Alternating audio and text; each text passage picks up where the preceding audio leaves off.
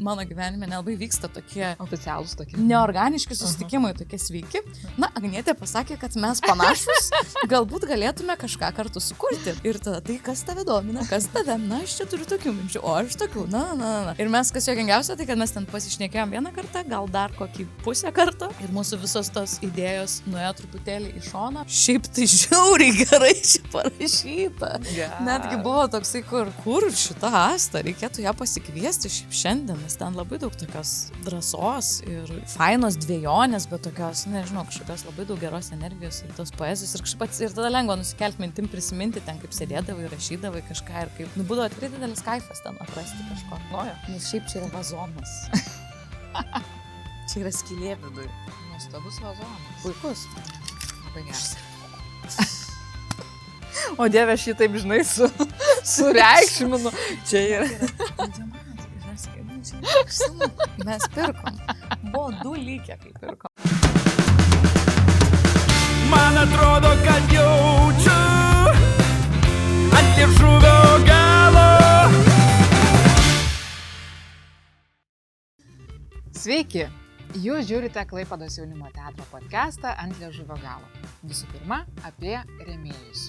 Mus remia Lietuvos kultūros taryba, teatrą veža SDG, taip pat remia Klaipėdos miesto savivaldybė. Mes esame kultūros fabrike Arlekine, o mane rengia Wardrobe Queen. Šiandien aš turiu ypatingą viešnią, kurią norėjau pakalbinti jau labai seniai, bet vis nerasdavau tinkamo momento ir manau, kad tas momentas jau atėjo.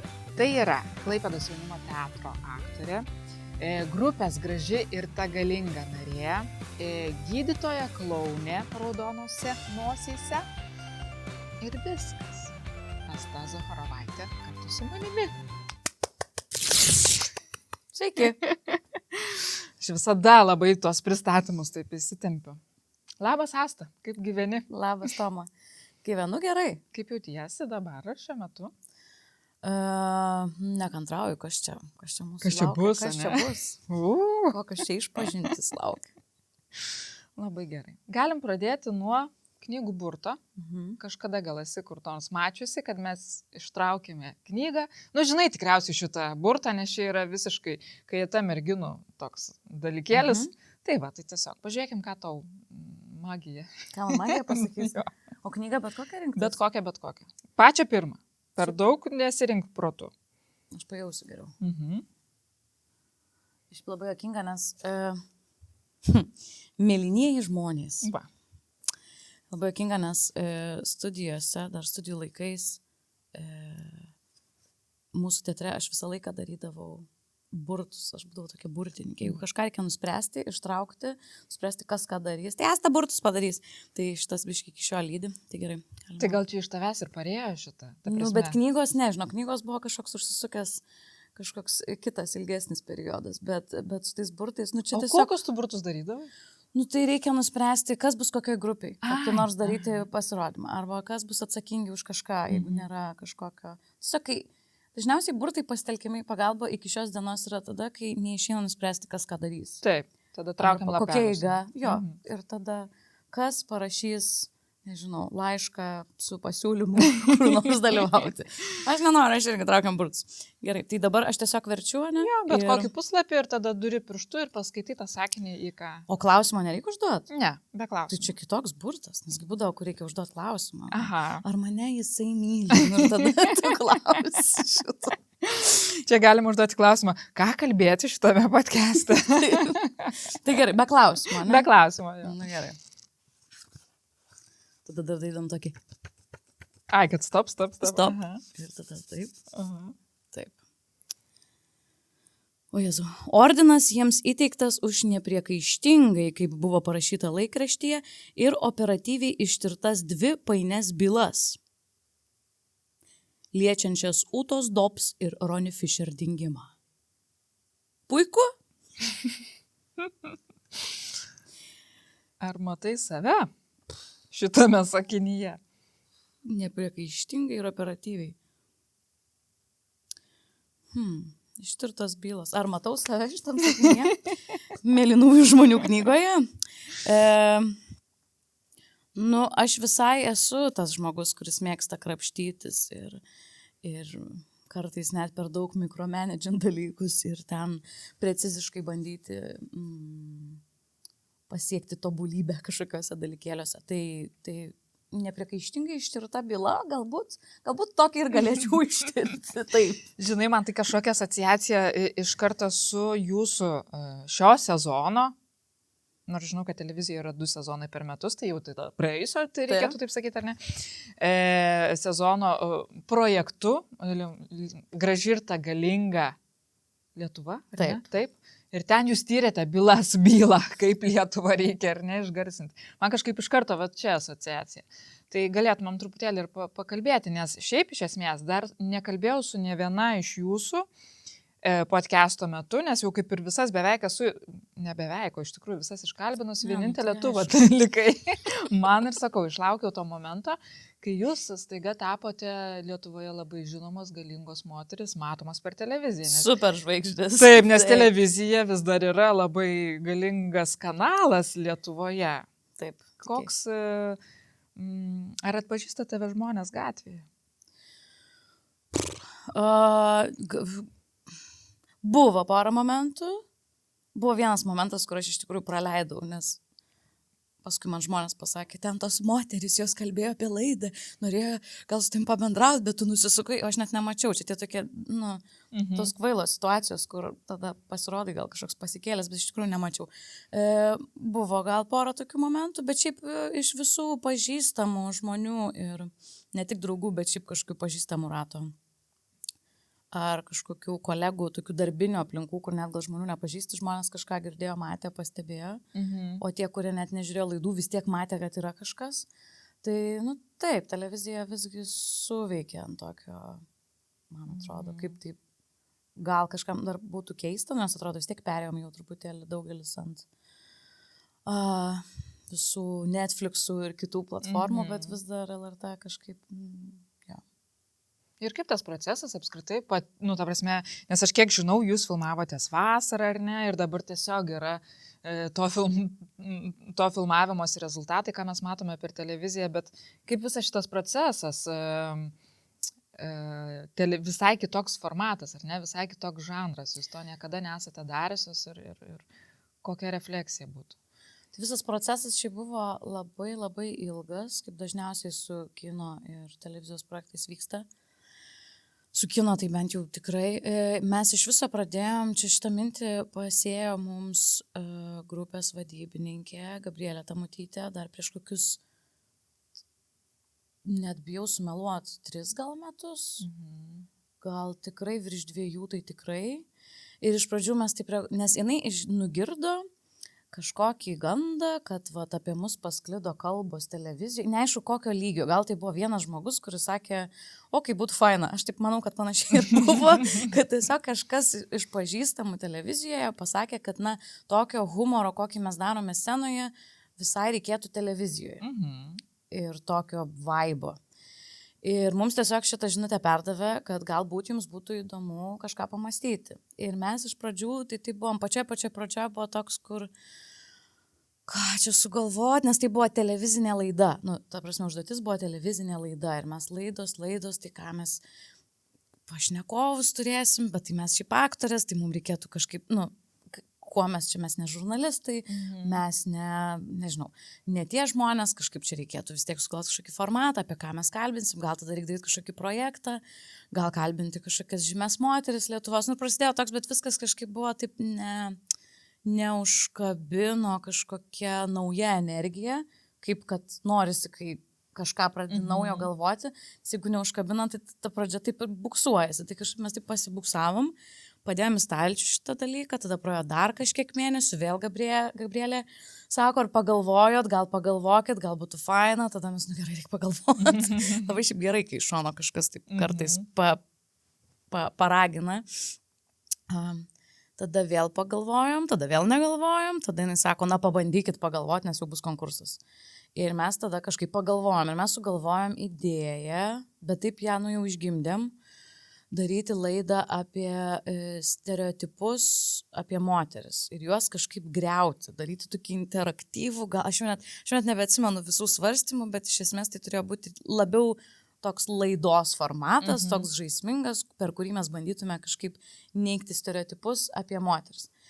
Bet tas irgi mums kažkaip ilgainiui pasirodė kažkaip gal jau iškvėpta tema, mes apie tos stereotipus nemažai esame šnekėję per savo kūrybą scenui ir kažkaip, gal vėl čia ne tas, bet jau kai mes supratom, kad ne tas, tai traukinys buvo taip įsivažiavęs, kad prie mūsų jau buvo prisijungus televizijos prodiuserė, režisierius ten atsirado komandoje ir jau toks buvo, jau mes einam į konkursą, jau reikės to įpičinti idėją ir tada mes susitikom vėl apsitarti ir buvo toks, bet gal neįdomu.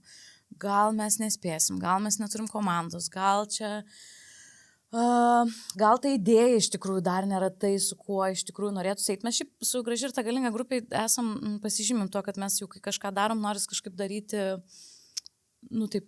Rimtai. Jo, kažkaip. Kokybiškai. Kokybiškai pradėti. Nepaisant to, dažniausiai vis tiek neriam dar nežinant, kas čia gausis į dalykus, turim to spontaniškumo, tai čia panašiai ir atsitiko šiaip. Bet mes kažkaip tada pagalvom, kad ir ta idėja gal nėra visai tai. Ir kaip ir norėjom trauktis, sakėm, gal mes permąstysim, gal kitais metais, gal surinksim. Nes mes tuo metu neturėjom scenaristų, kurie rašytų mums laidas, mums tai atrodė labai esminis momentas, kad tai būtų iš tikrųjų išmaikštų įdomu ir kad reikia pilnos komandos, jos nebuvo. Ir viskas atrodė taip truputėlį skubotai vyksta ir mes taip tarpusavį diskutavom ir kažkaip vis dėlto nusprendėm, kad gal traukiamės, bet tada kažkaip mes nepasitraukėm. Mus truputėlį įtikino nesitraukti. Ir tada mes sakėm, gerai, bet mes pergalvosim tą idėją. Gal mums pavyks kažką atrasti, kas iš tikrųjų mus visas vežtų vienodai. Ir tada gimė idėja daryti dokumentarį, serialą realiai, net nebe tiek laidą, kiek labiau jau serialą. Ir kaip čia savironiškai pažiūrėti į mus, į save, į mūsų tautą, į šalį, kuri visada bando kažkaip turi tą tokį gal ir šiek tiek kažkokį nepilnavertiškumo kompleksą pasaulio kontekste ir tikrai labai svajoja ir stengiasi kažkur labai sužibėti. Ir čia su visa meilė Lietuvai mes tai kūrėm, bet tikrai pripažįstam, kad turim tą, jau kai krepšinis, visi yra krepšinio žinovai. Taip. Kai Eurovizija, tai jau visi prasideda teisimo festivalis, nes ir iš tikrųjų viskas yra, kad tikrai mes norim kažkur labai pavaryti. Jeigu išgirstam, kad kažkoks aktorius Hollywoodo, jo prosenelis, 3 eilės, turi lietuviškų šaknų, rašom straipsnius, didžiuojamės, kad tas žmogus yra jis lietuvis ir netgi ten prisimena senelį iš 1678 metų. Ir tai kažkaip labai komiška atrodo ir juokinga ir sykiu miela ir labai norim pavaryti visą laiką. Ir su to norim pavaryti ir sykiu esam ganėtinai geri žinovai visų sričių. Taip. Visą laiką turim ką pakomentuoti. Tai mes atsispyrusios nuo to sugalvom daryti tą dokumentarį serialą, kuriame bus toks fiktyvus garsinimo institutas, tai jau nebebus, jau yra. Galite pažiūrėti šį visą serialą LRT mediatekoje. Jau visi 16 epizodų yra išėję į eterį, parodyti, dabar yra mediatekoje. Ir tai gavosi serialas apie tai, taip kaip toksai Lietuvos garsinimo institutas bando visokiais keiščiausiais būdais išgarsinti Lietuvą pasaulyje. Nuo bandymų sukurti filmą, kuris atneš Oskarą Lietuvai, nes Latvija laimėjo. Taip. Iki bandymo pagaliau laimėti tą Euroviziją, sukuriant dainą, iki pastatyti statinį, kuris bus kaip Eifelio bokštas, prie kurio visas pasaulis važiuos. Taip mes per turizmą išgarsinsim Lietuvą, per maistą, sukursim frazę, kuri kaip amerikietiški kalneliai arba švediškas stalas bus lietuviškas kažkas ir tada irgi kažkaip įsipaišysim į visą pasaulio tą tokį populiarumo žemėlapį. Ir taip, yra 16 laidų ir kiekvienoje mes bandome vis skirtingų būdų išgarsinti Lietuvą. Lietuvos garsinimo institute 5 gražios ir galingos lietuvės kasdien kovoja, kad mūsų šalies vardas skambėtų visame pasaulyje, nes mes nebegalime sau leisti, kad Lietuvos vardo kas nors nežinotų.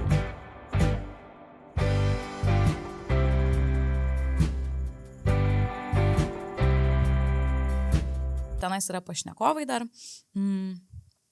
Realūs žmonės, mes esame aktorės, mes turim personažus savo, tai mes veikiame iš personažų, bet su mumis laidose visą laiką, kiekvienam epizode pasirodo kažkoksai tos ryties, apie kurią sukasi tos laidos tematika, ekspertas, kuriam mes užduodame idiotiškus klausimus ir tikimės protingų atsakymų.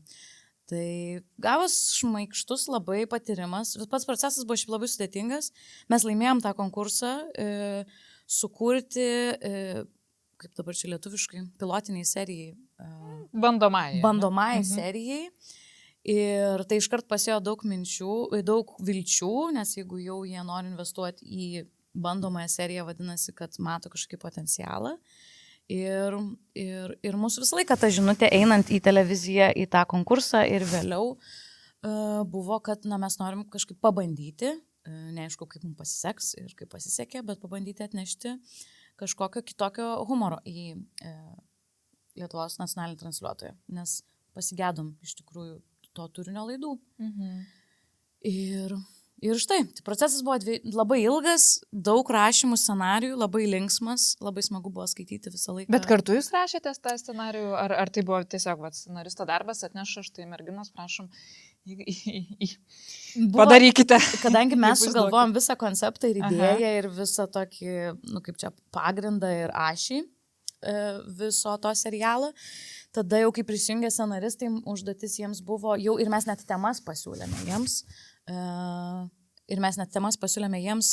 Ta prasme, kad galbūt tai galėtų būti Eurovizija, maistas, mokslas, architektūra, gal čia kažkur buvom pabrainstorminę dalykų. Bet iš esmės mes darėm tokias nuorodas, kad norėtume, kad tai tokiu idealiu atveju primintų kažkiek Office'ą ir kitus žymius mockumentary serialus, Filomeną Kank, Ali G ir kitus kalbintojus. Tai tokių įkvėpimų iš visur prisirinkom, bet tikrai nenorėjom nieko kopijuoti, norėjom kažkokį savo padaryti daiktą. Ir jie tada jau rašė, pasiskirstė temomis ir jau rašė scenarijus, jie kartu sukūrė tokią personažų bibliją, kas mes tokius esam, kažkokį testinumą tų personažų, nes tie charakteriai nesikeičia visų sezono metu.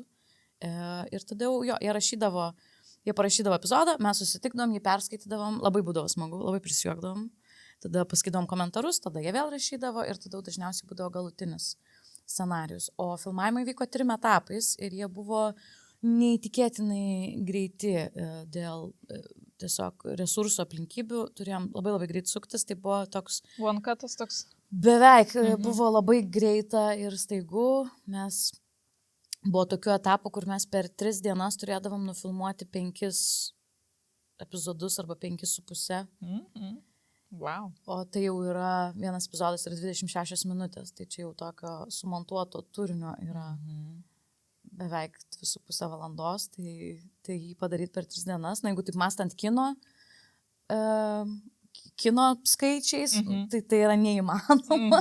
Bet kadangi tai yra televizija ir truputėlį mes irgi pasirinkom tokį formatą, kuris gali būti šiek tiek paprasčiau daromas, tai tokiu būdu teko tiesiog taip suktis. Tai buvo sunku, bet buvo smagu. O ar gali žiūrėti į save? Ta prasme, įsijungi pažiūrėti ir kaip tau sekasi žiūrėti, nes teatre ar ne, savęs nematai ir nėra tos galimybės, nebent kine, ar ne, kai atsimenu Laimą Akstinaitę kalbinau, kad jis sakė tas pirmas įspūdis, kai didžiuliame ekrane tavo veidas stambiu planu, tai vat kaip telike, ar gali žiūrėti ar nelabai? Matai, čia truputėlį dar vienas dalykas, kad serijos būdavo montuojamos taip, sumontuoja vieną epizodą. Ir tada parodo? Ir mums parodo. Ir mes tada dar pasakom komentarus, kadangi jau pradžiai sakiau, kad aš esu tokia, mėgstu gilintis, nagrinėti ir taisyti klaidas. Tai aš taip visai nuodugniai peržiūrėtavau beveik visas serijas. Vienos, nebuvau mačius, atsimenu.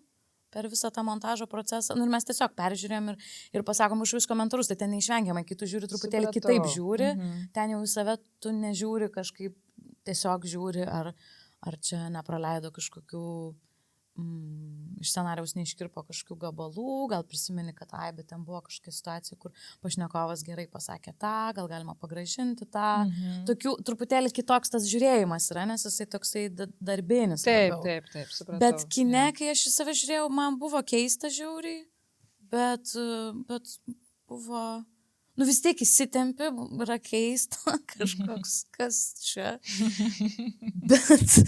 bet tuo pačiu smagu. Neturiu aš tiek daug tos kino patirties, kad galėčiau daug tai komentuoti, bet kiek mačiau, tai aišku, kad nes tu, ten dar kitas dalykas, nes filmuose dažniausiai tu nepamatai to rezultato iki premjeros ir tu jau, kai sėdi toj premjeriniai salėje, tai jau ne tai, kad kitaip nesuvaidinsi, nes pamaina baigėsi, bet jau ir filmas nebepasikeis, jau tiesiog toks bus.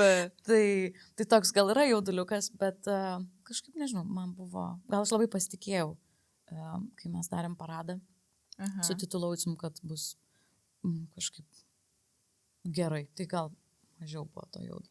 Ok, dabar dar nepabėgant nuo tos temos, graži ir ta galinga Lietuva, Eurovizija. Taip. Čia buvo toks geras jūsų ėjimas, kad tiek daug žmonių tuo patikėjo.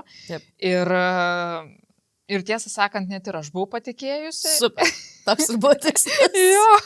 Ir kaip čia sugalvojot ir kaip dabar iš to išsiviniojat, nes manau, kad vis dar žmonės tikisi, atrankos toj prasidės, kad tikisi jūs išvysti. Čia yra neįtikėtinai komiška, ta prasme, šitą situaciją, kad mums yra stebėtina, kaip veikia medijos, apskritai čia buvo labai geras testas šiaip pasižiūrėti, nes žmonės tiki net jau, kai pasakyta, kad čia bairis, vis dar tik, hebra, atsidarykit, pasižiūrėkit sąrašus, yra praėjusių žmonių sąrašas, ten nėra mūsų, nebe tai jūs būsit.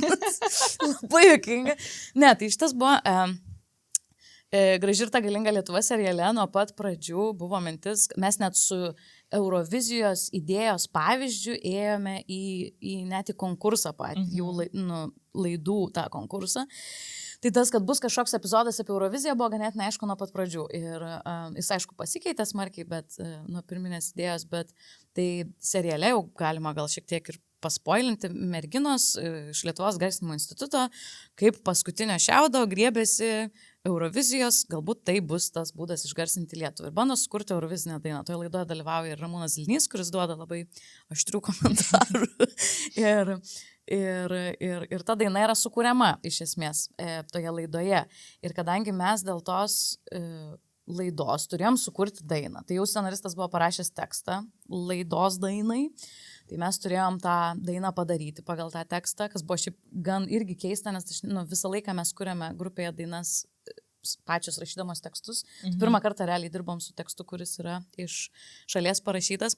Ir sukūrėm tą dainą, reikėjo, kadangi daina, čia televizija, čia reikia vis tiek gero garso, tai gavosi, kad jau įrašėm tą dainą jau ir studijoje, ten mūsų mylimas garso režisierius Kipras Dominas sutvarkė ten tą takelį, tai jau yra daina, visa kita. Ir tada mes turėjom diskusiją, ar eiti į Euroviziją šiais metais iš tikrųjų. Wow, okay. Buvo tokių minčių, kad galbūt net galėtų eiti laidos personažės į Euroviziją. Taip. Kaip Graži ir ta galinga Lietuva. Galbūt galėtume mes eiti kaip grupė ir atlikti šitą kūrinį, nes jis jau yra padarytas. Bet jis buvo per ilgas, jį būtų reikėję šiaip keisti, nes jis netitinka Eurovizijos konkursinių nuostatų. Bet buvo tokia mintis eiti ir tada kažkaip mes tarpusavyje padiskutavome, kad nenorime. Ir čia gal nesiplėsiu, ten buvo tiesiog, mes nesakome kaip grupė Eurovizijai niekada ne, o ne, tikrai čia ne mes. Mes sakome galbūt kitais metais, galbūt tai įvyks, bet šiais metais ne, nes tiesiog buvo tam tikros aplinkybės ir ta daina galbūt nebuvo tai, su kuo mes įsivaizduotume, kad galėtume prasprogdinti kažkaip, nes aišku, kad jeigu eit, tai tik prasprogdinti. Tai be abejo. Ne, tiesiog buvo įvairių svarstymų, bet nusprendėm šį kartą labai ramiai, tiesiog nusprendėm nedaryti šito žingsnio ir jeigu daryti jį kitą metą su kita daina. Ir tada ta daina liko. Ir tada aš sakau, hebra, taigi galim padaryti bairį. Tai čia tavo idėja. Iš tikrųjų einam. Ir tada mes kažkaip supratom, kad gal ir gerai. Ir tada mes ten sugalvojame Kaip ten viskas vyko dabar, reikia prisiminti. Nu, ten ir storiukai. Taip, nu tai mes sugalvojom visą Eurovizijos kampaniją su Gabrielė Jundaitė, kita Gabrielė, mes dirbam su 2 Gabrielė. Sugalvojame komunikacijos tokią kampaniją, kad jo, visus išdarinėsim, kad einame Euroviziją. Reikėjo labai sugalvoti, kaip mes išryšim visą šitą. Nes atrodo, jeigu mes sakysim, einam ir tada nebeinam, bus toks, ne? Nu, kažkaip nefaina prieš tuos savo kažkokius fanus ir gerbėjus. Tai mes sugalvojame, kad tokį ėjimą, kad mes kaip grupė eisime Euroviziją, kuriam dainą, mums žiauriai sunkiai sekasi, tada jo story dramatiški influencerių. Viename storyje Vaiva verkė, kad mes susipykom ir čia nieko nebebus. Ir žmonėms buvo toks šokas, nes mes niekada nedarome story tokių asmeniškų ir tokių influencerių vaibo ir visiems buvo, kas čia vyksta. Drama kažkokia. Taip, vis pradėjo rašyti, ar jūs ten išsiskirsit, o ne, nesipykit, viskas bus gerai. O kas vyksta, jūs dalyvaujate Eurovizijoje, kodėl nieko nesakėt? Asmeninės žinutės eina žmonėms. Kaip čia kam, tai mes sutarėm taip truputėlį patylėti čia tas kelias savaitės, nes visą tai truko tik kelias savaitės, kol viskas išaiškėjo. Tai tie story, paraleliai mes jau išleidom tą dainą, kuri atsirado kaip daina, ta laidos daina. Susikerta 2 pasauliai. Gražirta galinga kaip merginų grupė ir Gražirta galinga Lietuva kaip serialo personažės, atseit kitos, nors ten yra tos pačios. Ir mes viską išišom taip, kad kadangi mes kaip Gražirta galinga grupė matom, kaip šitoms merginoms iš serialo labai prastai sekasi garsinti tą Lietuvą. Ir jau viskas, jau paskutinioji ateina, jau reikia arba ir dabar, arba niekada. Tai mes joms atiduosim savo Eurovizinę dainą. Ir gavosi taip, kad taip apsukom viską ir ta komunikacija gavosi, kad mūsų grupė atiduoda dainą šito serialo toms personažiams. Ir ta daina yra šiaip klausimas, šiaip jinai turėtų būti Spotify, bet kažkaip Spotify'us užlagino įdėti ją, bet jinai yra įkelta YouTube'e, visur ją galima paklausyti, jinai egzistuoja. Tai Eurovizija tai mes irgi dėsim. Prie žemės chirurgui prisiuvus ausis, ar išgirstum, kokia tu šalis. Taip ir nuplaukė. Ta prasme nenuplaukė, jinai buvo tokia postponinta, gal kitiem laikam, bet buvo labai smagu, kaip žmonės pamatė, šiais metais dalyvavo Eurovizijoje kažkokia Rugilė su daina Žemaitė. Čia tai iš viso amazing. Ar Žemaitės kažkas? Žemaitės gal Žemaitės kažkas, ne Žemaitė, bet kažkoks dar vienas žodis yra, jeigu gerai atsimenu. Ir žmonės, kadangi mūsų grupėje yra Rugilė, kuri dainuoja dainą Žemaitė jau 8 metus, turbūt 7, labai seniai. Tiek seniai. Ir kad žmonės pamatė, kad grupė Gražirta galinga dalyvaus Eurovizijoje ir tada pamatė sąraše Rugilė daina Žemaitė. Kažkaip suveda, kad čia mes Eurovizijoje gali atlikti tik naują, niekur negirdėtą kūrinį. Tikrai negali dainuoti dainos, kuri 8 metus jau sukasi visur. Ir juo labiau mes tada labai juokam viduj, kad Rugilė. Atskirai nuo visų. Tai atskirai nuo visų nusprendė įeiti, mes užvenėm neįtaisi vieną. Tai buvo labai komiška. Bet taip žmonės tada suveda per tai. Panašu, kad žmonės, šiaip mes labai daug susilaukiam pasiūlymų iš aplinkos, kad ar negalvoja, gal būtų faina. Tai gali būti, kad vieną kartą ateis ta diena. Ir mes ten atsidursim. Tai gal kitais metais. Labai lauktume. Visi lauktume. Labai būtų faina. Nu gerai, labai smagu. Gražirta galinga, ar ne? Šitą vietą kol kas uždarome. Pereikime prie Astos kaip aktorės, ne tik Klaipėdos jaunimo teatro aktorės. Aktualija tokia, ar ne, kad visai neseniai pristatėte spektaklį. Dabar čia aš gal nusilaušiu liežuvį. Hedwig and the Angry Inch. Hedwig. Va, matai, liežuvis nulaužtas. Hedwig and the Angry Inch. Tai Augusto Garnatkevičiaus režisuotas spektaklis, Brodvėjaus, ne tik kad stiliumi, bet tenais reikėjo ir teisės gauti, ar ne? Čia toks didelis įvykis teatro pasaulyje, toks musiclas. Ir irgi labai įdomu. kartu su Dominiku Vaitiekūnu, kuris ar ne suvaidino dragą Queen tokia ar ne moterį, o tu jo vyras. Taip, ar ne? Jos vyras. Tai papasakok, nes irgi kiek stebėjau storiukose visą procesą, atrodė labai įdomu, daug muzikos, daug tokio geros muzikos roko tokio, ar ne, nu ta prasme, didelį darbą jūs ten nuveikėte, tai kaip viskas. Ir dėja, mūsų podcastas išeis vėliau, bet tavo spektaklis šiuo metu bus šeštadienį, ar ne, mes kalbamės antradienį, tai va, tai artėja. Dar vienas pasirodymas. Tai, nežinau, man tai buvo labai didelė dovana šitas miuziklas. Aš nuo vaikystės turėjau tokią užspaustą, tokią mažos mergaitės svajonę, kada nors sudainuoti roko miuziklą, ar ten kada nors dainuoti roko grupėje, ar kažkokiam miuziklo filme, sudainuoti Jesus Christ, Superstar, ką nors. Tai aš turėjau tokių mažų svajonių, didelių svajonių mažoj mergaitės širdelį. Ir man iš tikrųjų šitas miuziklas taip nutiko, kad iš tikrųjų ir tapo viena tokia iš tos svajonės išsipildymo dalių. Tas miuziklas yra sukurtas, dabar jau pameluot visiems gyvai eterį, 97 ar 8, tai jam yra jau 30 metų beveik.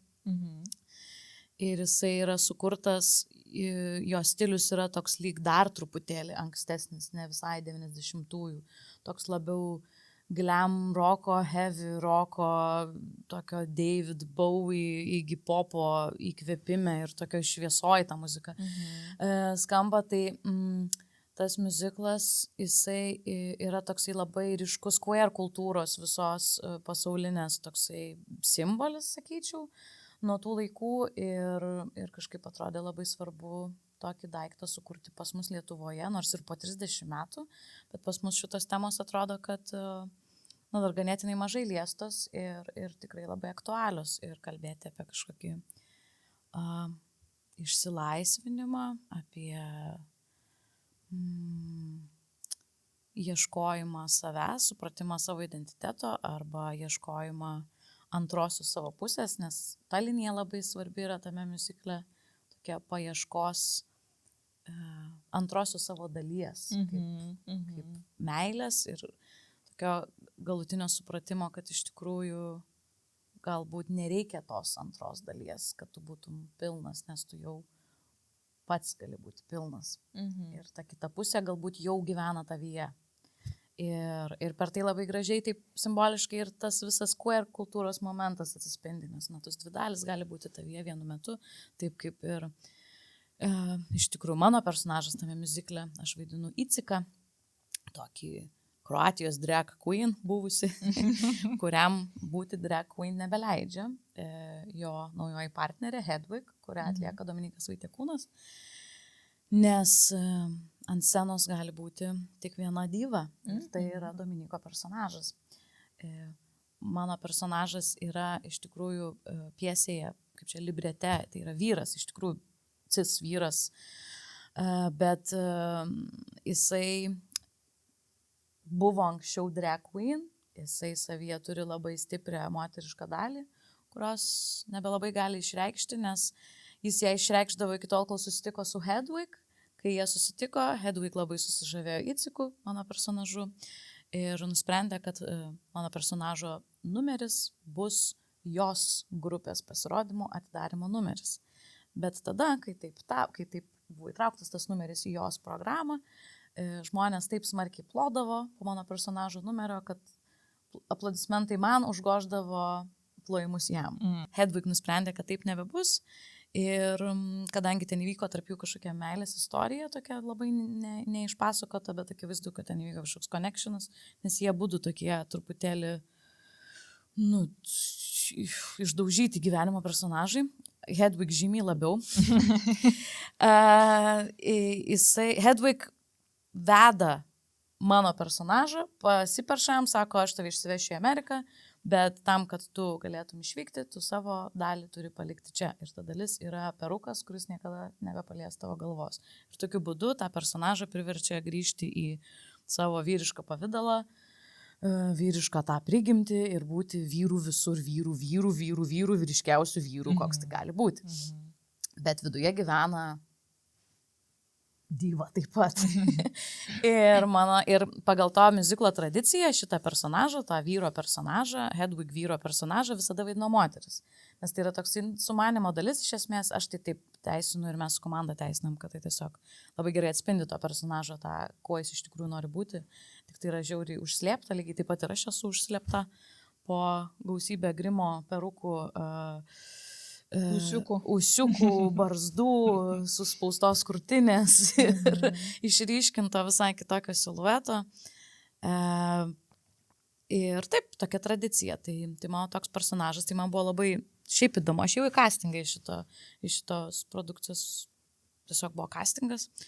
Reikėjo atlikti kūrinį ir pasakyti vieną tekstą iš to miuziklo.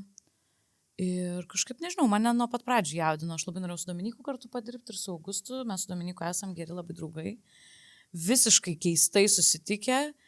Tada, kai mūsų bendra draugė, šokėja ir choreografė, menininkė, viena geriausių choreografių Europoje šiuo metu, Agnietė Lisičkinaitė, pasakė Dominikui, kad man atrodo, tau reikėtų susipažinti su Asta. Man atrodo, jūs labai panašiai kažkaip mąstot ir apie tą patį parinatės ir kažkaip, man atrodo, galėtumėt kartu kažką sukurti, kai jis pasako, kad kažką nori kurti ir kai aš pasakau Agnietei, kad aš kažką noriu sukurti ir ten dalinausi savo kažkokiais dalykais.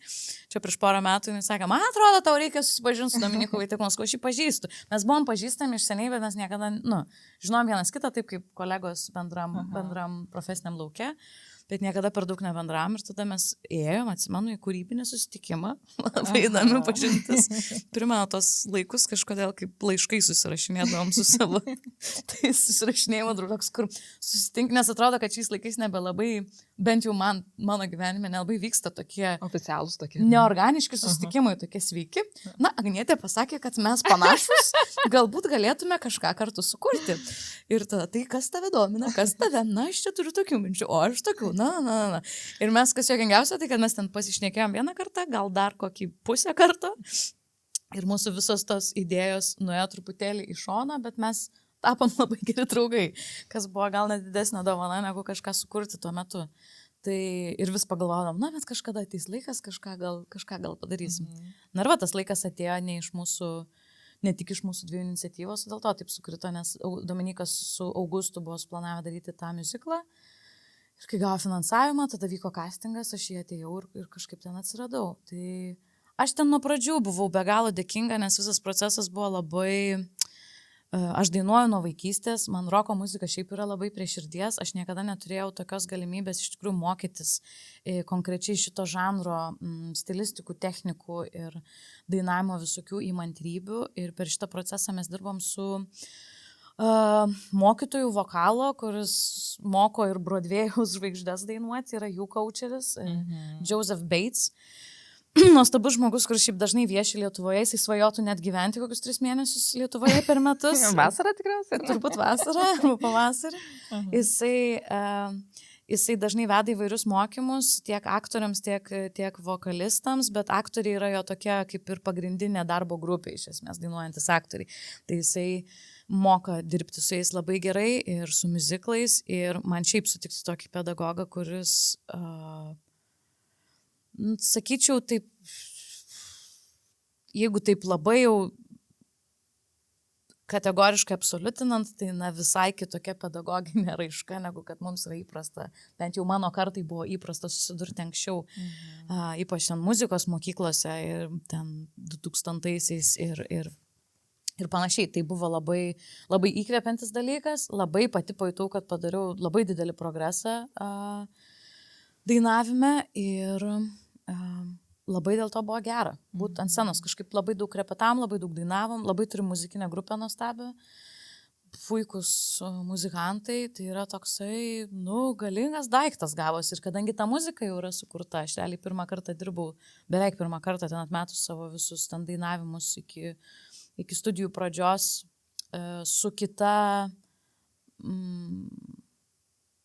Gerai, per studijas būdavo parašyti kūriniai. Bet kad va taip, dažniausiai, kai kuriam va su merginom koncertus, visa kūryba yra mūsų, čia viskas buvo jau natos yra sukurtos, čia jau reikalinga tavo interpretacija, tu gali prisigalvoti partijų, gali kažką pakeisti, bet iš esmės jau visos struktūros plius minus yra. Tai buvo labai, labai išlaisvinantis šiaip palyginus, faina kitokia patirtis, labai, labai faina turėti rėmą ir tada jame ieškoti ir tyrinėti. Tai aš tai labai dėkinga, man tai išsipildė viena iš svajonių. O kaip draugystė su Dominiku, ar nepakenkė darbas kartu, žinai, kaip būna, kad kaip porose, sutuoktinių porose, kad yra toks tarsi posakis, kad nedirbkite kartu, žinai, čia reikia atskirti tos dalykus. Kaip čia šito atveju, ar ne? Nes vis tiek tai yra darbas toks intensyvus kartu. Nepakenkė. Nepakenkė, nes mes šiaip su Dominiku esam tokie, aš sakyčiau, artimų sielų žmonės tikrai. Man atrodo, mes turim panašias jautres vietas, gal net vietomis panašias stiprybės ir kažkaip, gal sako, kad kaip priešingybės ten gerai dera, bet kažkaip mūsų atveju atrodo mes gerai kažkaip panašybės, ne? Jo, kažkaip gerai suprantam vienas kitą, gal net kaip tik dar labiau suartėjom. Tai... Nu super, labai faina, labai kviečiu nepraleisti, ar ne, nes kiek žinau, tenais yra niuansų šitas spektaklis. Viskas jisai yra rodomas, bus rodomas, tai sekit. Tiesiog ne taip, ta prasme, kad tai retas, reikia gaudyti jau tas datas ir nelaukti, kad gal kitą mėnesį. Gal kitą mėnesį, taip. Jeigu pamatėt bilietuose, tai reikia griebti, nes retai rodomas, kol kas retai rodomas daiktas, tikimės, kad bus rodomas dažniau. Dabar apie tą roko muziką. Man to Asta visą laiką asocijuojasi su, man asmeniškai, mėgstamiausia roko moteris. Jej! Aš visada, jeigu tave pamatau, ten gražiai ir ta galingo koncertas, ar dar ką visada storiukas, filmuoju, nes man tiesiog širdis džiaugiasi ir tavo yra tas gabalas toks visiškai rokovas. Dabar man per daug negana, palauk. Man per daug ne. Jis vadinasi, man niekada nebus va. Teisingai.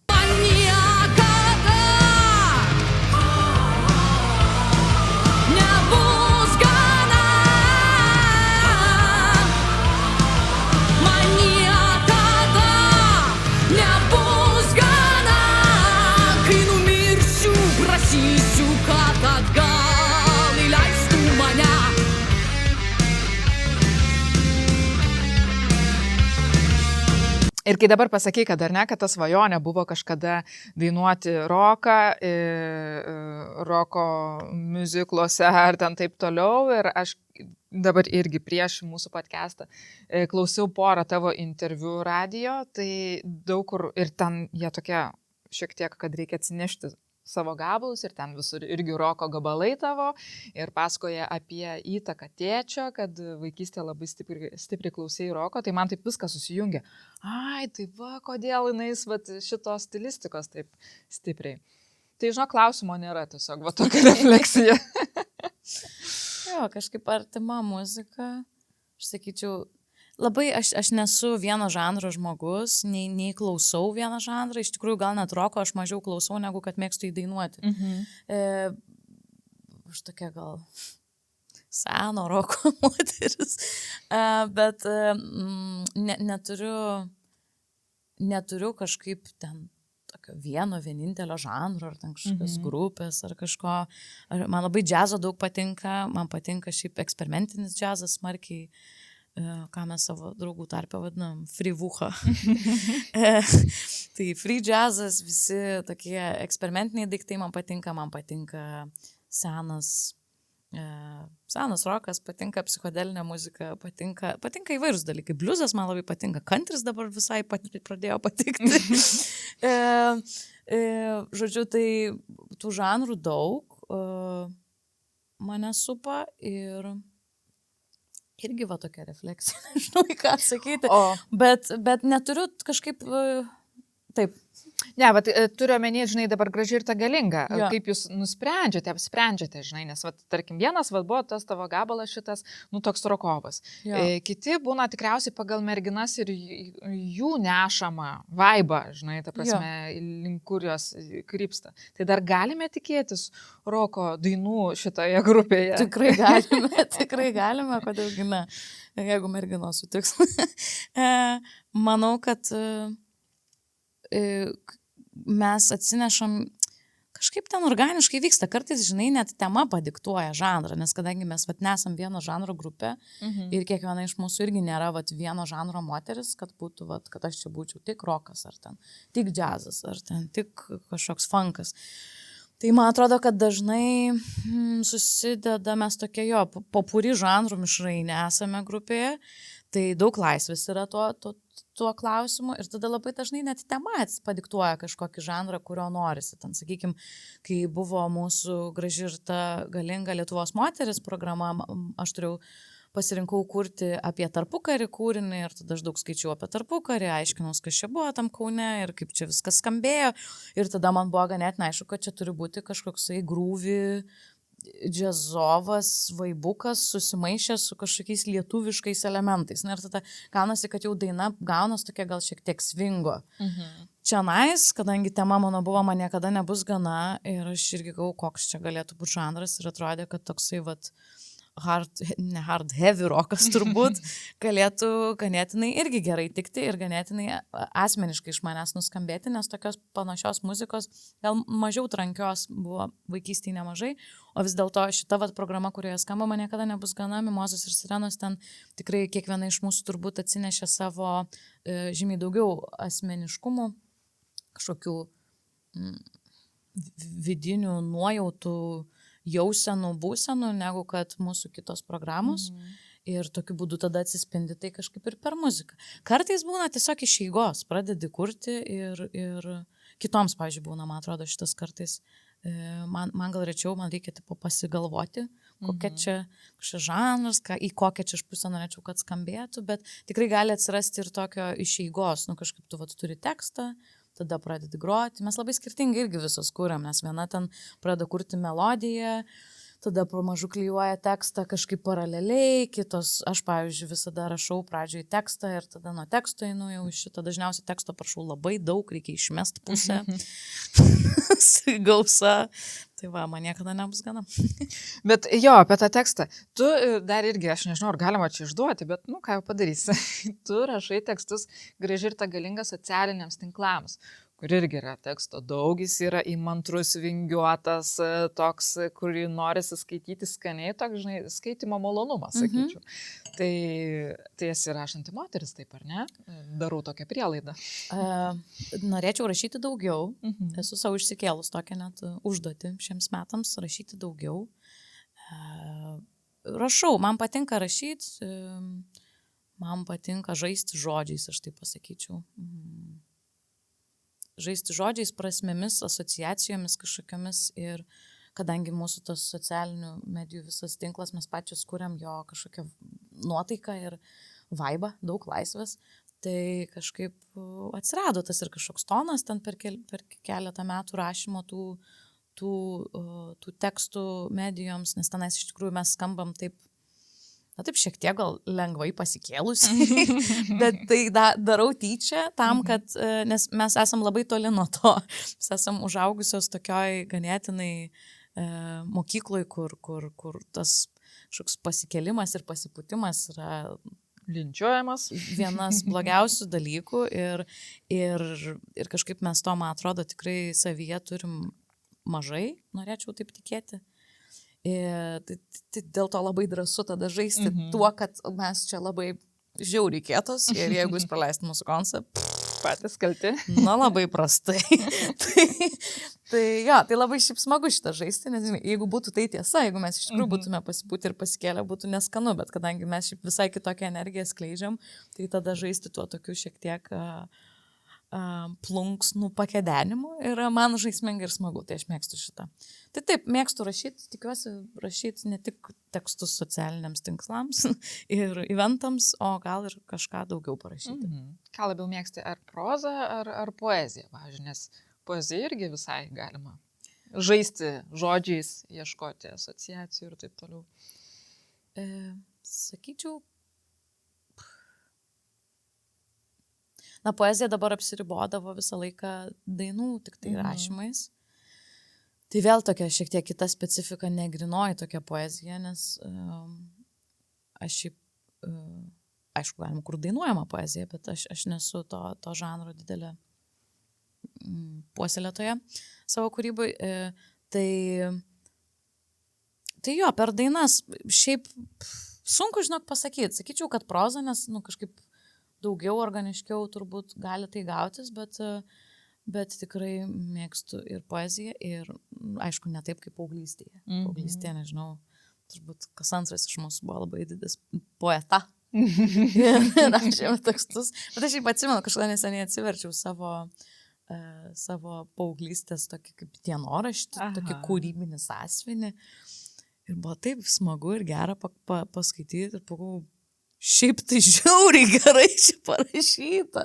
Netgi buvo toksai, kur šitą Astą, reikėtų ją pasikviesti šiaip šiandien, nes ten labai daug tokios drąsos ir tokio fainos dviejonės, bet tokios, nežinau, kažkokios labai daug geros energijos ir tos poezijos. Ir kažkaip ir tada lengva nusikelti mintim, prisiminti ten, kaip sėdėdavai, rašydavai kažką ir kaip, būdavo tikrai didelis kaifas ten atrasti kažkokį. Toks vidinis, tu ten dažniausiai su nieko labai nepasidalindavai, ten gal su artimiausiai žmonėm, gal įkeldavai į rašyk.lt, bet čia būdavo tu irgi buvai rašyk.lt. Tai buvo geras. Bet čia jau būdavo įvykis. Čia jau, kad, prisiversti ten, čia reikšdavo, kad tu labai jau tiki savo kūrybą. Taip, jau čia publikuojasi, jau čia jo, kiti skaito. Kaip dabar atrodo, įkeltum tiesiog į Facebook eilėraštį, bet tada buvo kažkur, čia big deal. Taip. Tai buvo mano keliai, kokius 3 gal esu įkėlus, buvo rašyk ir buvo dar kažkoks kitas, toks labiau jaunimo. Bitė? Banga? Banga buvo, bet ne bangoja. Ir dar kažkoks būdavo, kažkoks murmur, ne kažkoks. Tai rašyk LT, man atrodo. Kažkoks kažkodėl atsimenu. Jo, geras, smagu, aš irgi rašyk. Ir irgi taip pat sunkiai, taip drebančiam rankom, žinai, jeigu kažką keldau. Bet faidai. Geras laikas. Tai pasidalink dabar į tą Facebook arba Instagramą, kokį nors seną gerą. Kad labai, gal kažkada, bet šiaip tai ganėtinai miela ir trapu, tai taip gal net nesinorėtų. Visai faina turėti savo tokius dalykus. Tai buvai menininkė, ar ne? Nuo pat mažumės, tokia, su šalku, kaip su skara ant kaklo. Nežinau, žinok, aš turėjau tokius etapus, bet man atrodo, aš tokia nuo 16 jau buvau. Iki 16 buvau menininkė, gal širdį, nežinau, klausiau, rašiau laišką Davidui Bowie, darau tiek buvau menininkė. Labai jokinga šiaip istorija. Aš išmokau, pradėjau eiti į 2 klasę, man atrodo, ir mus pradėjo mokyti anglų kalbos. Ir aš nuėjus ten 3 pamokas gal jau, kur išmokau ten hello, I have a cat, ten I love you, be my friend, ten maždaug tokias 4 frazes, aš jau atsisėdau rašyti laišką Davidui Bowie. Čia yra amazing. Jis buvo mano meilė, tiesiog. Labai didelė meilė, aš žiūrėdavau filmą Labirintas kiekvieną dieną. Yra toksai muziklas beje. Taip muzikinis filmas visai šeimai. Šiaip dabar, kai kažkada įsijungiau pažiūrėti kažkokį ištraukus, supratau, kad šiaip tu nesimačius. Dabar galvoju, jaučiu, kad nesu. Labai šiaip fainas The Labyrinth, Labirintas. Bet jis toksai 80-ųjų galo, toks irgi visas glam rock vibes. Ir aš žiūrėdavau kiekvieną dieną. Aš grįždavau iš namų, jis buvo įrašytas į VHS kasetę. Aš turėjau 3 kasetės. Beatlų Yellow Submarine, šitą Labirinto filmą, kuris kaip pasibaigdavo, nes buvo įrašas iš televizijos, iš karto prasidėdavo Goblinų filmas. Ir aš iš karto išjungdavau Gremlinų, atsiprašau, ne Goblinų, Gremlinų. Tas Gremlinų filmas iš karto išjungdavau, bet buvo įrašytas Labirintas. Ir 3 buvo, man atrodo, Papajus ar Donald Duckas kažkokia tokia kasetė. Tai aš žiūrėdavau arba Labirintą, arba Yellow Submarine, arba abu vieną po kito. Ir tai buvo mano toksai, kiekvienos dienos, aš grįžtu iš mokyklos, aš įsijungiu šitą filmą. Mokėjau jį atmintinai, tą Labirintą. Tekstus, eidavau į kiemą ir pasakodavau draugam, atpasakodavau filmą, kaip ten sako. Ir jis tada sako, ir ji tada atsako, ir jis tada ir pasakodavau kiemą draugam visą filmą siužetą. Paskui jau pradėjau mėgdžioti angliškus žodžius, tai pradėjau jau kai kurias... Lietuviškas atsibodo jau į giliau. Kai kurios angliškus dialogus pradėjau perpasakoti, kad ten jinai sako, ten, hello, come here. Ten viską. Žodžiu, tai žiūrėdavau tas filmus. Ir aš kai išmokau ten tas 5 anglų frazes, tada vieną dieną pasistačiau tokį fortą kambarį iš stalų ir pledų. Pasislėpiau tenais ir rašiau laišką Davidui Bowie, kad aš jį labai myliu ir labai žaviuosi. Tai man buvo 8 metai. Čia yra nerealu. Gal 9. Ir aš jam rašiau tą laišką. Aš jį parašiau, aš dabar atsimenu, buvo lapas ir aš taip viršui, tiek parašiau gal. Tada kažkaip labai susijaudinau, kažkaip, nežinau, užsiparinau, kad aš nežinau, ką čia rašyti iš viso. Paskui aš pradėjau galvoti, bet palauk, bet tas filmas tai senas. Tai kiek jam dabar metų? Aš nebeatsimenu, kaip ten gavosi, bet aš tą laišką, aišku, niekada neišsiunčiau. Supratau, kad jis yra žymiai vyresnis vyras. Apskritai kažkaip. Bet čia ta tokia vaikų meilė, kur tu nelabai gilinėsi, kas čia nieko nereiškia, bet tiesiog kažkoks didelis žavesys šitų personažų gal net. Ir jo, tai aš to laiško neišsiunčiau, bet labai atsimenu, kaip tą tokią būseną to rašymo, tai buvo labai toks svarbus momentas. Tai, va, o ko aš pradėjau pasakoti šitą? Nežinau, kažkaip taip išplaukė. Bet ta prasme, čia yra unikalus, įsivaizduoji, kokią įtaką tau didžiulę darė, nes aš turiu beveik antroką, ar ne? Ir ta prasme, bet tas kasdienis žiūrėjimas, vaikai tą turi, jie gali žiūrėti filmus tą patį, ta prasme, sukti non-stop. Ir tai didelė įtaka, man atrodo, daro, žinai, visai asmenybei. Taip. Tai dabar tiesiog man viskas kaip puzlės detalės įdėjo, viskas aišku apie kastą ir kodėl tokia. Taip paprasta. Sudėtingesnė su kalbiškai. Jo, tai aš tą menininkę, tu klausi ir menininkę buvau. Tai nežinau, ką žinau, turbūt, nežinau, visi čia menininkai, žinai, kaip sako, visi menininkai, tik menininkai tą žino. Ar žinai tu tą? Ar aš žinau, kad, ar žinojau? Kad tu menininkai. Ar žinau, tai ne. Aš atsimenu, kaip kokio irgi 4 klasėje buvo kažkoks interviu žurnalė su kažkokia aktorė. Bet kažkokia tokia komedijinė aktorė. Tokia televizijos komedijos aktorė, kur net neatsimenu, kas buvo. Ir aš taip skaičiau tą interviu ir jinai ten taip įdomiai atsakinėjo. Aš galvoju, aš tai taip niekada negalėčiau. Kodėl aš tą pagalvojau? Ta prasme, nes aš iki tol aš negalvojau, kad aš ten norėčiau niekaip būti negalėtum, aktorė. Ta prasme, kad ar iš to tokio, kad jinai slievai čia, ar iš to tokio, kad va čia jau yra taip aukštai, čia jau taip, ne? Okay, jo, kad fainai, kad jinai kažkokia, kad jinai tokia laisva, kad jinai pasako, kad jinai aktorė, kad kažkoks, bet aš iki to momento aš nekarto nebuvau pagalvojęs, kad aš ten norėčiau dirbti scenoje, būti aktorė, ten ar kine. Bet aš atsimenu, kaip aš labai gerai atsimenu, kaip skaičiau tą ir pagalvojau, aš taip niekad negalėčiau, aš niekada negalėčiau būti, to žmogaus vietoje, scenoje, ten kažkur. Ir man tai sukėlė kažkokį tokį, kažkokį lengvą liūdesį tokį. Žiūri keistą, tokį, kur, bet taigi tu niekada ir nenorėjai, kodėl tu dabar supratus, kad tu negalėtum? Liūdai. Kažkoks buvo toks, bet čia buvo labai anksti ir aš pamiršau šitą dalyką, paskui po labai daug laiko atsiminiau tokį momenčiuką. Nemanau, kad čia buvo kažkoks esminis ar kas, bet tiesiog vienas iš kažkokių tokių. Ir paskui aš dainavau nuo vaikystės džiazo tokiam ansamblį vokaliniam. Ir dainavau, paskui nebedainavau.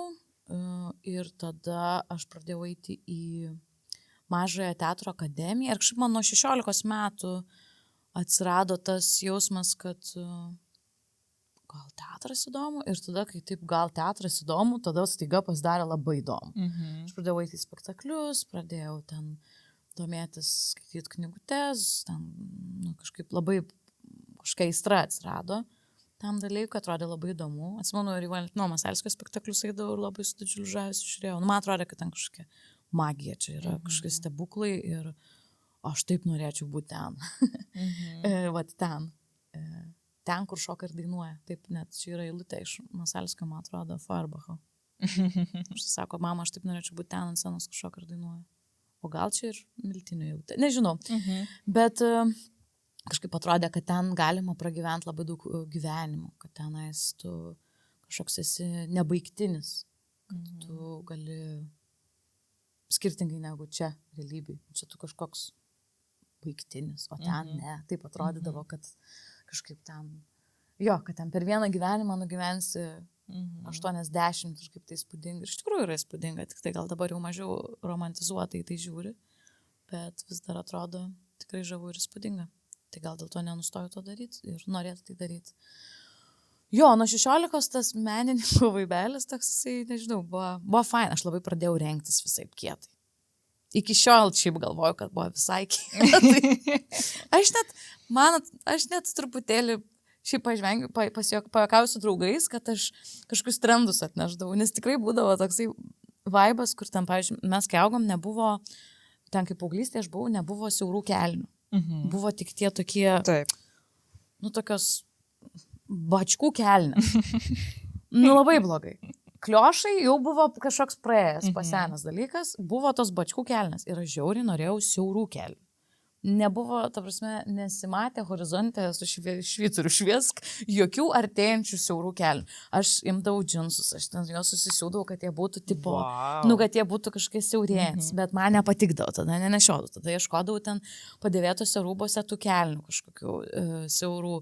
Žiūrėk, praeina metai, atsiranda trendas vien siauros kelnes, visi nešioja. Fashionista, klausyk. Kažkokius činoten, viskas tenais, viskas jau siaurėja. Tada tas pats buvo, atsimenu, su batais, kur būdavo, kur dabar yra labai populiarus, aš nežinau, kaip jie vadinasi, ne lauferiai, bet ar lauferiai, tokie, kur trumpi, suvarstomi paprasti batukai, tokie, kur atrodo biškai kaip vyriški batai senovi. Tokie visiškai...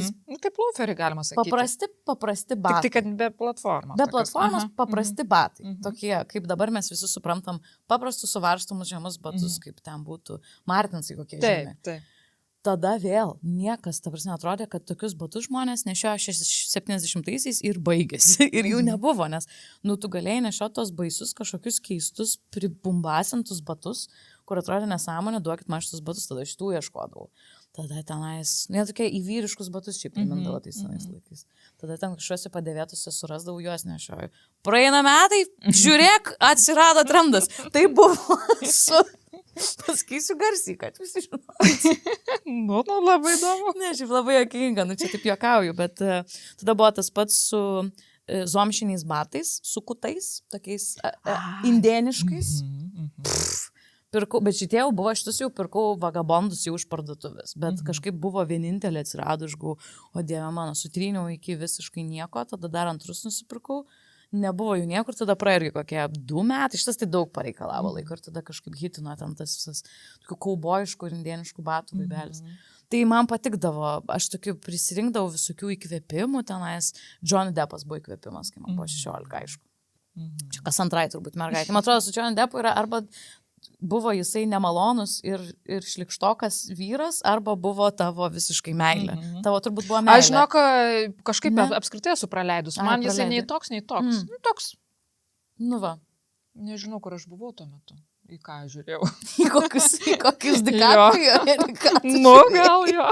Tai man buvo Deppas tas, kur kai tai ten žiedai visi, ten jo tos karelės, visus toks kažkoks, bohemian, žiauriai seksi.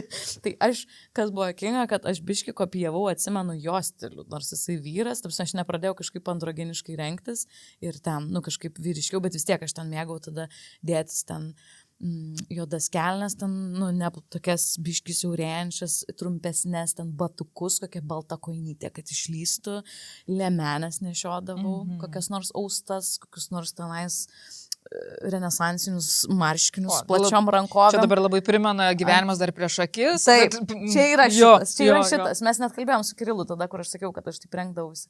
Jo, tada kažkoks švarkelis, kažkokie papuošalai, kažkokios, būdavo šitas, arba tada jo kažkoks kostiuminis toks formatas, atsimenu, eilutes pradėjau nešioti, va taip, kur kelnes, tipo liemenės, švarkas, tokius, tipo, buvo linksma šiaip ir buvo labai gaila, kad kai atvažiavau į Klaipėdą ir pradėjom studijuoti ir manau, čia daugelis sutiks, kad visiems taip visi tie įvaizdžiai taip krito ir nukrito, nes tu tiesiog 12 valandų esi akademijoje ir tu esi su treningais ir tu taip išmoksti taip būti, kad paskui labai sunku nusipirkti barchatinės kelnes.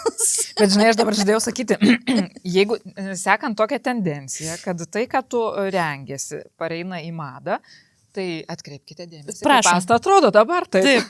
Ne, bet šitas, žinok, man atrodo, trendsetinimas baigėsi labai seniai prieš maždaug 15 metų. Bet gal grįžkas, čia žinau. Ne, juokauju, bet šiaip smagu rengtis, kai kažkaip pati labai nustojau rengtis. Kažkaip pradėjau nuogo vaikščioti. Kažkaip ne. Labai žinai, kas dar atsitinka, aš nežinau, ar tavęs nerzina, bet yra toksai dalykas, kur dėl to, kad žmonės, kai tu kažką užsidedi, tau sako... Komentarus kažkokius. O, koks megztukas? Ar čia gerai, ar čia blogai, ar tau patinka? Ar tu šaipais, kas čia yra? Tai pasakyk tada normaliai. Ar ten, tai kaip pasipuošiai? Tai taip, nes ką žinau, ir kur dažniausiai net atrodo, aš nepasipuošiu, aš tiesiog užsidėjau veliūrinės kelnes, kas čia jums yra. Ir man atrodo, dėl šitų komentarų daugelis, kažkaip, aš bent jau, ir su draugiam neseniai, kaip tik prieš porą dienų šnekėjom, kad visos, vengia tada kažkaip... Atkreipti to dėmesį kažkokį. Jo, reikia tipo pasislėpti ir neskau, kad čia reikia eiti ir ten... su plunksnu mojuot žmonėm veidus, bet ta prasme, mes galim rengtis taip, kaip norim ir kažkaip jaustis, bet atsiranda kažkokios susikausti. Man nežinau, ar tau tas yra, bet man tai šitas būna. Man pagal dienas ir netgi aš taip suprantu, pagal savo cikliškumą aš galiu sekti, kada aš noriu būti ryški, o kada aš taip, žinai, taip biškai nenoriu atkreipti dėmesį. Bet kai noriu būti ryški, man tie tokie nieko tokio kažkaip. Tai čia, žinai, nes aš ateinu, aš noriu gal biškai atkreipti dėmesį. Nes kažkaip gal pasikeitė, nes gal, aš atsimenu, gal čia ir paauglystės kažkokie dalykai jaunystės, nes jau dabar tokia sena. Bet kai tau ten yra, nuo 16 iki 2 kelių, tai tu kažkaip, aš atsimenu, tuo metu iš vis tų komentarų, aš net neatsimenu. Atrodo, tu galėjai rengtis belenką. Ir arba tu negirdi tų komentarų, arba tu girdi, kaip fainai atrodai, arba jų... kažkaip nekreipi dėmesį, šiaip dzin buvo. O dabar jo, tai kaip čia, kur čia eisi? Tikrai labai blogai. Ir skiriasi šitas, aš išmokau šitą pasakyti, aš esu žmogus, kuris labai įdega saulį. Ir jeigu aš išvažiuoju į kažkur, ar vasarą būna, ar kažkur žiemą išvykstu į šiltus kraštus, aš labai greitai pasidarau ruda. Tai dėl šito, ta prasme, ir aš pašaipų esu gavus kolegų ir iš visko, kaip kokių žodžių nėra buvę.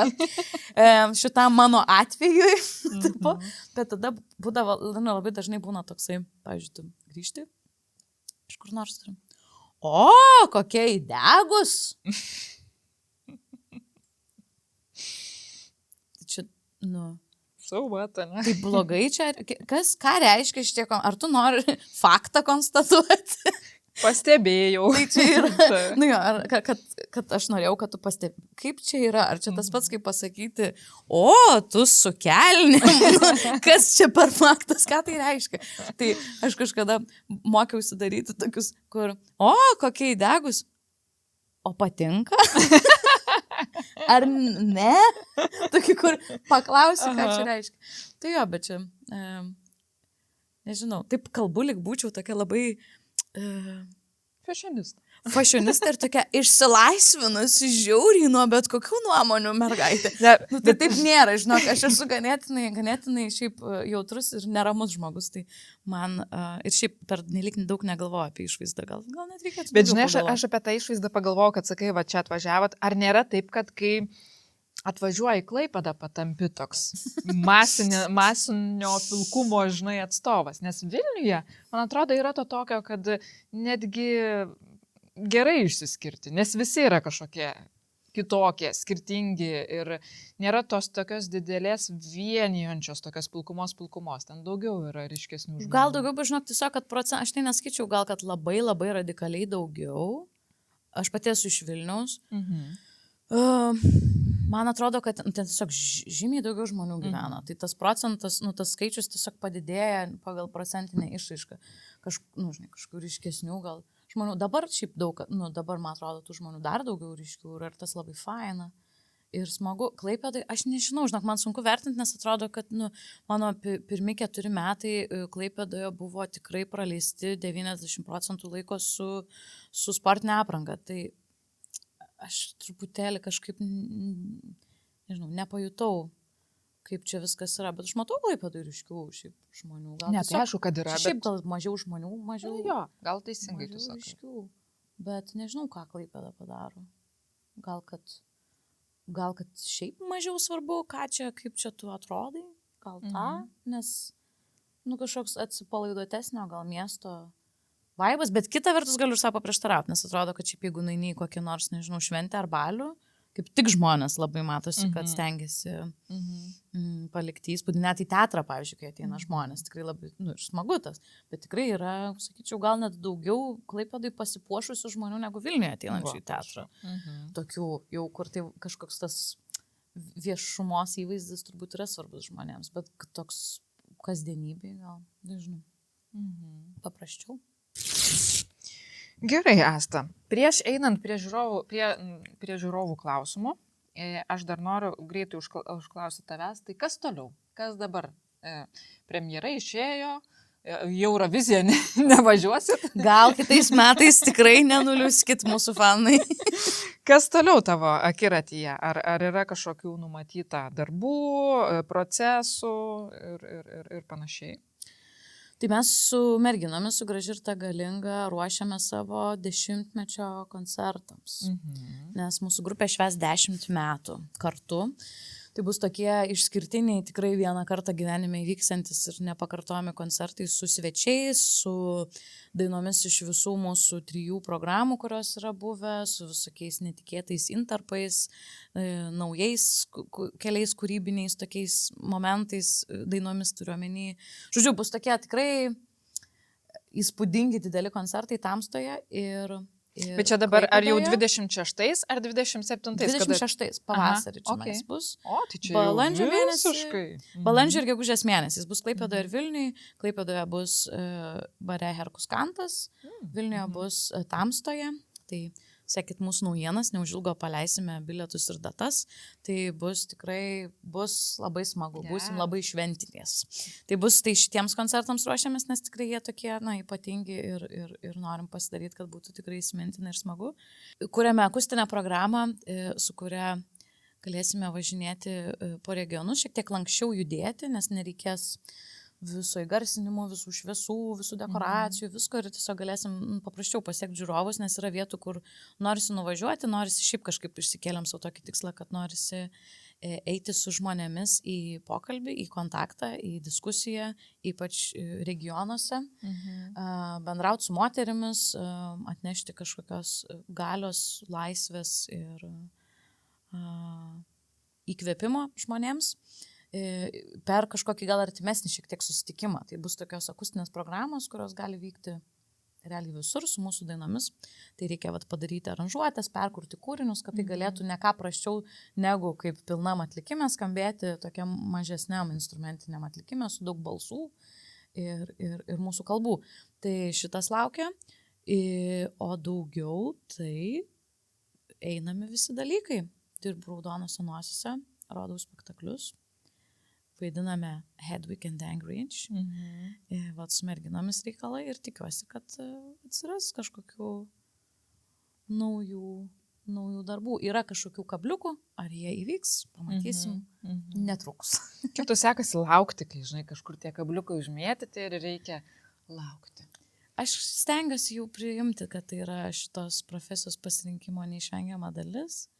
Šiaip tai vienareikšmiškai, kad šitas gyvenimas, kai esi toks freelanceris ir to konkretumo mažai, kas čia, ar tu čia turėsi daug tų projektų, ar mažiau, pačiam gal reikės kažką tada daryti, ta prasme, pačiam inicijuoti kažkokius projektus ar ne.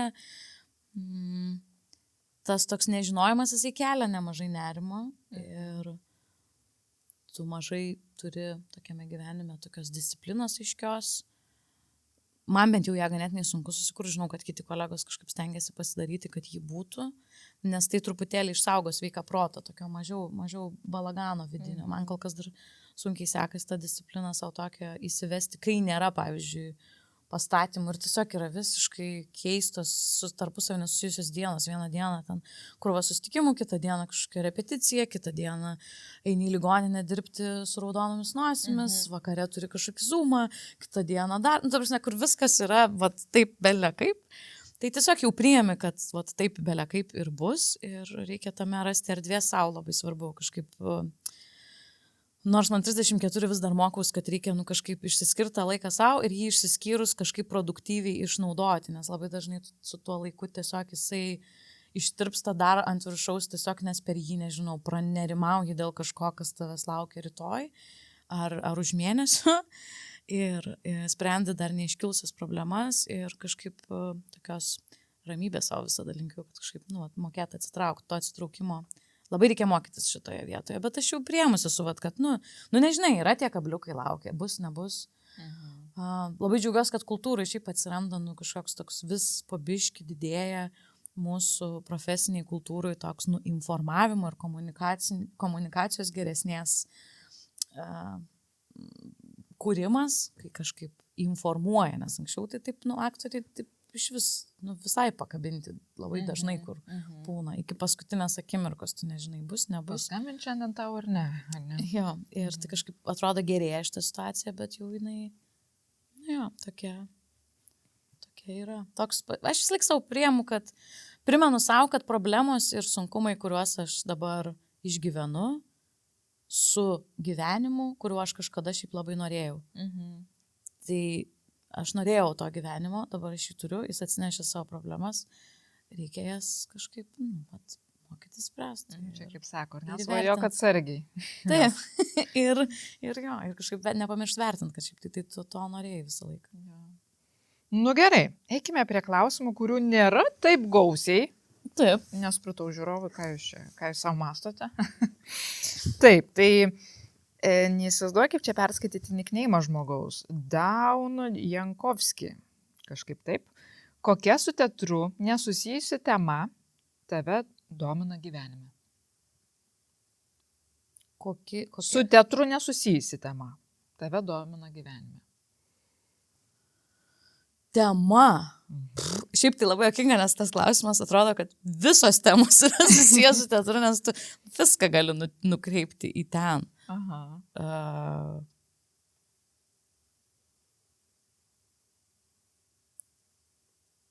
Šiaip sakyčiau, čia labai daug šiaip ką galėčiau sakyti, bet pirmai galva atėjo 2 dalykai. Tai neuromokslai ir psichologija. Nes man labai įdomu, kaip veikia žmogaus smegenis ir iš tokios netgi ir techninės pusės, kaip ten viskas veikia. Ir psichologija. O kitas dalykas, tai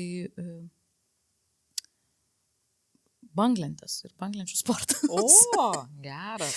Toksai atėjo, nors nesurfinau, šiaip čia gal ženklas, reikia priimti kaip ženklą, nes nesurfinau jau porą metų, bet atėjo toks. Lemą domina. Taip jau domina, kad jau gal reikėtų grįžti. Bet jeigu jo iš temų, ir dar santykiai mane labai domina, bet jau tokia psichologijos turbūt dalis man visada yra įdomu. Man įdomu nagrinėti santykius, bet jau toks su teatru, į teatrą įkretantis daiktas, nes ten labai daug santykių, beveik viskas apie tai.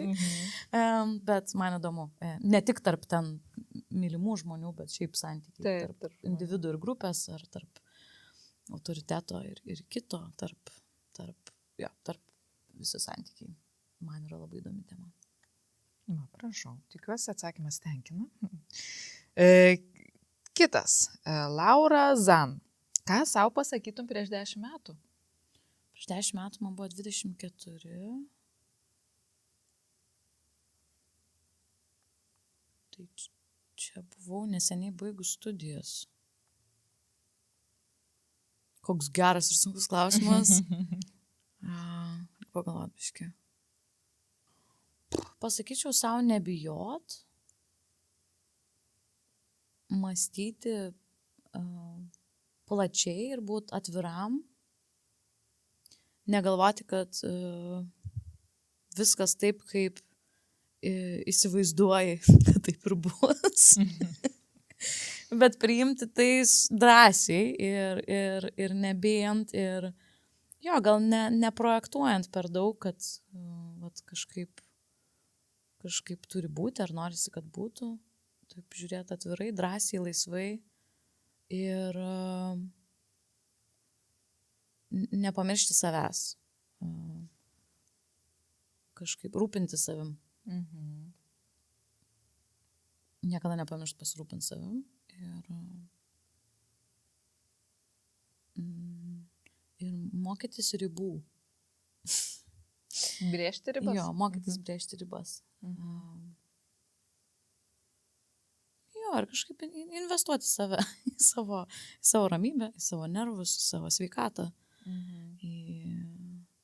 į santykius su artimais žmonėm. Ir žiūrėti drąsiai į rytojų. Aš dabar, žinai, galvoju, tikriausiai, klausaus ir galvoju, tikriausiai čia yra pamatinės, pagrindinės jauno žmogaus dilemos, kurias visi išgyvena ir kur, žinai, tikriausiai daug kas tai pasakytų, bet kartu tu tai gali pasakyti savo, nes po 10 metų, manau, kad, žinai, praktiškai tą patį, jeigu tau užduotų klausimą, žinai, Gali būti. Jo, tai va, tai to ir linkiu tau prisiminti tai, ką savo dabar čia pasakėjai. Ačiū. Eikime prie durnų klausimų. Eikime prie durnų klausimų. Taip, aš ištrauksiu. Aš turiu tokį patį. A ne? Jo. Žinok, turėjau dar Geras. prieš podcast'ui atsirandant. Tik jisai čia pas tau nudažytas yra. Čia jisai yra iš akademijos. Akademija, Lietuvos muzikos ir teatro akademija mums padovanojo. Nes šiaip čia yra vazonas. Čia yra skylė viduj. Čia yra vazonas. Rimtai. Taip, čia yra vazonas. Nuostabus vazonas. Puikus. Jo, labai geras.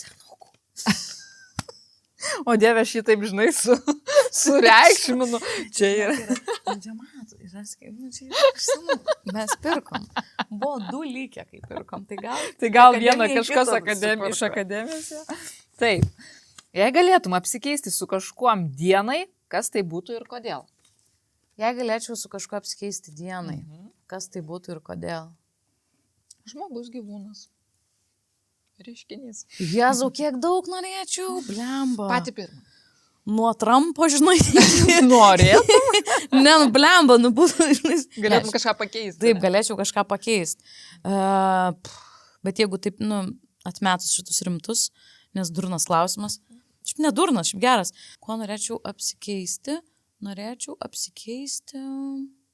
Tu savo, jau visiškai važiuoja, traukiniai. Išplaukiai. Jau, ta prasme, palauk. Žmogus, gyvūnas, reiškinys. Čia aš tau be reikalo pasufleravau, tau reikėjo, žinai, pati pirmą. Ne, žmogus būtų koks nors. Eik tu savo. Kaip sunku. Čia nedurini klausimai, čia sunkus klausimai. Čia tikrai sunkus klausimas, labai turėtų būti. Šiaip tai norėčiau iš tikrųjų apsikeisti, gal būtų man labai daug minčių atėjo, kad būtų kažkoks įžymus žmogus. Aha. Tada, kad būtų koks nors turtingas žmogus. Aš pagalvoju, kaip faina būtų tiesiog leisti pinigus. Ta galvoju, kokia čia paikybė ir tuštybė. Ne, reikia kažką dvasingesnio. Tada galvoju, kažką, koks nors žmogus yra pakeitęs labai. Dabar man žinok toks blogas, tada pagalvojau, kad gal būtų faina tiesiog apsikeisti su savo mylimuoju dienai. Bet aš pačią pirmą tai pagalvojau. Įdomu, tiesiog, žinai, patirti, kaip kitas žmogus. Kaip jisai gyvena, kaip jis tave mato iš šono. Pavyzdžiui. Arba, bet čia gal ir, žinok, čia gali būti damaging dalykas. Man atrodo, kad čia, kai mes einam, žinai, nes man atrodo, reikia, nes čia jau toks kaip, norėčiau skaityti mintis. Gal norėčiau apsikeisti ir kodėl. Nes kokį nors žmogum, kuris gyveno, žinai, labai įdomu kokį gyvenimą. Su Kleopatra, random, nežinau, bet kažkas gal būtų ir iš senesnių laikų būtų visai įdomu. Tai David Bowie. Man atrodo, kad aš jau taip žinau, žinai, gerai. Tarsi ir būtum jau jo pabuvojusi, apsikeitusi. Gal, žinok, jo, kažkaip atrodo, tų filmų prižiūrėta. Gal ateis vėliau dar koks pasakysiu. Žinai, man jokinga, tu taip rimtai, atrodo, kad tai ir įvyks, žinai, čia reikia labai gerai. Jo, negaliu prašauti, čia turi būti tikra. Gerai, geriausia frazė, kokią esi girdėjusi. Bet šiaip tai žinai, kas apsikeičiau su fucking Putinu ir sutvarkyčiau visą šitą mes. Labai gerai Arba mintis. su Trumpu. Nu, Tik nesu tikra, ar per vieną dieną pavyktų. Blemba, aš labai pasistengčiau. Va taip gerai, kaip dabar 24 renkuosi žmogų. Tai aš taip jau suplanuoju. Žinai, jeigu tu man pasakai, kad jau rytoj, aš gal pabandyčiau kažkokį planą padaryti. Kad išeitų. Jo, šiaip jo, labai kilnu ir dėl mūsų visų. Gal kažkas būtų, jo, gal kažkokį gerą reikia padaryti. Jo, koks kitas? Taip, geriausia frazė, kurią esi girdėjusi. Geriausia frazė? Aš tave myliu. O, puikiai. Dažnai ją girdi. Taip. Labai gerai. Tu esi laiminga. Taip. Ir mylima. Taip. Taip, gyvenimas mieste ar už jo ribų. Kodėl? Abu. Man reikia abiejų. Aš supratau tą. Man labai reikia išvažiuoti kažkur į gamtą, į kur yra žalia arba mėlyna. Nėra asfalto ir nėra žiauriai daug žmonių, privaloma visada. Bet man patinka labai miestas, nes mieste yra žmonės, aš jaučiuosi ten kažkaip gyva ir man patinka toksai verdantis gyvenimas, bet aš net metu galimybės, kad kažkada gal net ir išsikelčiau į kokį kaimą. Ir... Šalia miesto, ne? Kad būtų lengva pasiekti. Gal kažkas tokio. Man patinka abu dalykai. Tiesiog, jeigu dabar reikėtų rinktis, kur pirkti namus, tai pirkčiau mieste, nes tiesiog pragmatiškai tai yra protingesnis ėjimas. Bet tikrai labai norėčiau, vienodai svajoju dabar apie sodybą ir apie butą mieste. Tai toks visiškai vienodos svajonės, kur net galvoju, gal net jeigu nedaug pinigų turėčiau, nors aišku, dabar sodybos kainuoja tiek pat, kiek būtai, bet galvoju, jeigu neužtektų būtui, bet užtektų sodybai, gal pirkčiau ir sodybą, kažkoks yra, tikrai norėčiau šitą. Jo, čia didžioji dilema, kai reikia, žinai, vieną pasirinkti. Taip. Buvau tame. Pasirinkau, kad lengva būtų atvažiuoti į miestą. Taip, pirmiau pienas ar dribsniai? Pienas ar dribsniai? Aš nevalgau pieno, bet būtų dribsniai tada pienas. Gerai. Nes jie turi biškį apsipilt. Taip. Kita logika. Taip. Tai jie tada plaukia paviršių? Ne. O tu kaip darytum? Aš kažkada man yra vienam renginiui uždavė šitą klausimą ir aš nesupratau jo. Bet po to man paaiškino, kaip tokiai atsilikusiai. Nes aš atsakiau kažkokią nesąmonę, tai taip, aš irgi vis dėlto, kaip ir tu, pirmą dribsnį, po to pienas. Taip. Mėgstamiausias filmas ar režisierius? Skliausteliai, kalbant apie visą pasaulį. Kaip netikėtai mes kalbėjomės jau šiandien. Pirmas, iš tikrųjų, atėjęs į galvą filmas, tai yra Eternal Sunshine of the Spotless Mind. Kaip jisai lietuviškai yra? Bet gali nelaužyti galvos, bet žinau apie ką. Labai geras filmas tikrai. Kaip čia būtų amžinybės šviesa begalinio proto. Žinau, kažkaip labai rekomenduoju šitą filmą visiems pažiūrėti, kas nematėt. Neįtikėtinai geras filmas. Mačiau kokius 3 kartus, visus kartus labai patiko. Tai šitas atėjo dabar į galvą, šiaip tų filmų galėčiau, daug. Nu ką, Asta, aš noriu tau labai padėkoti ir palinkėti. Pirma, kad kitais metais būtų Eurovizija. Ir jums pačiam smagu, ir mums, ir visi būtumėm laimingi. Tik tai jūs dėl savęs.